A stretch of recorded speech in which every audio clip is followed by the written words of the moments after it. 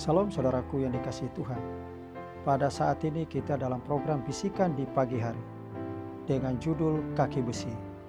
Dan ayat yang saya ambil pada saat ini adalah dalam Lukas pasal 2 ayat yang ke-11 yang berbunyi, pada hari itu Kaisar Agustus mengeluarkan suatu perintah menyuruh mendaftarkan semua orang di seluruh dunia. Saudaraku, musuh-musuh daripada Kaisar Julius karena banyak yang ingin menjadi raja, maka berusaha untuk membunuhnya. Konsul Marcus Antonius akan membentuk negeri itu menjadi pemerintahan yang lebih demokrasi. Tetapi Octavianus, keponakan Kaisar yang berusia 18 tahun, muncul di Roma menyatakan posisinya sebagai ahli waris yang diangkat. Pada tahun 43 sebelum Masehi, 3 serangkai yang terdiri dari Antonius, Octavianus, dan Lepidus membagi kerajaan itu di antara mereka sendiri. Pada saat persekutuan ini, Herodes gubernur Koele Syria yang melarikan diri serta memberontak di Palestina tiba di Roma. Setelah mengambil hati Antonius dan Octavianus, Senat Roma pada tahun 40 sebelum Masehi dengan suara bulat memilih Herodes menjadi raja Judea. Walaupun Herodes memperoleh pertolongan tentara Roma 3 tahun lamanya, ia berjuang untuk mendapatkan tatanya.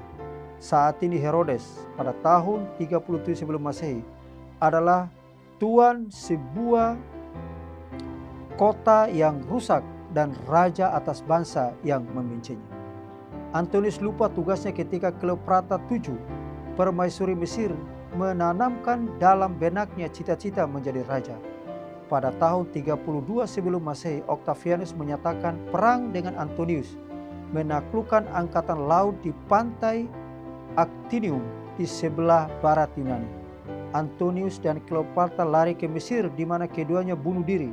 Sekitar tahun 30 sebelum Masehi, Mesir, monarki terbesar yang didirikan oleh Alexander Agung, menjadi hanya provinsi Roma. Interpretasi Daniel akan mimpi Nebukadnezar tentang patung itu telah lengkap kalau kita bisa baca di dalam Daniel pasal 2 ayat yang ke-40. Kaki besi Roma sekarang memerintah dunia yang telah beradab. Octavianus menjaga agar tidak terulang kesalahan paman buyutnya. Dia meminta senat memilihnya titel baru Augustus atau Agung, dan dia memerintah sebagai warga negara utama. Agustus seorang bijaksana dan pemerintah yang moderat yang membawa damai serta kemakmuran bagi kerajaannya yang luas itu. Pada saat itulah diperintahkan semua sensus yang dilakukan pada zaman perjanjian baru di Bethlehem. Palestina sebagai duri bagi sisi kerajaan Roma. Senat menghukum pejabat-pejabat tingkat tinggi oleh menempatkan mereka pada daerah perbatasan istimewa di Palestina. Orang-orang Yahudi sangat menentang sensus tersebut karena hal itu berarti mendapatkan kekayaan dan juga nama serta membuat dasar untuk mengetahui biaya kekayaan yang dibenci. Seperti pada zaman purba, Kores telah dipanggil ke istana kerajaan dunia agar dia dapat membebaskan umat-umat Tuhan yang tertawan.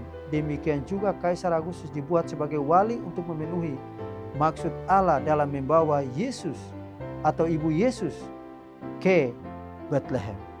Saudaraku, nubuatan digenapi bila mana bangsa-bangsa dan penguasa-penguasa bangkit dan jatuh. Allah masih tetap menuntut usaha-usaha manusia untuk tujuan yang dari Allah. Kiranya Tuhan berkati kita semua.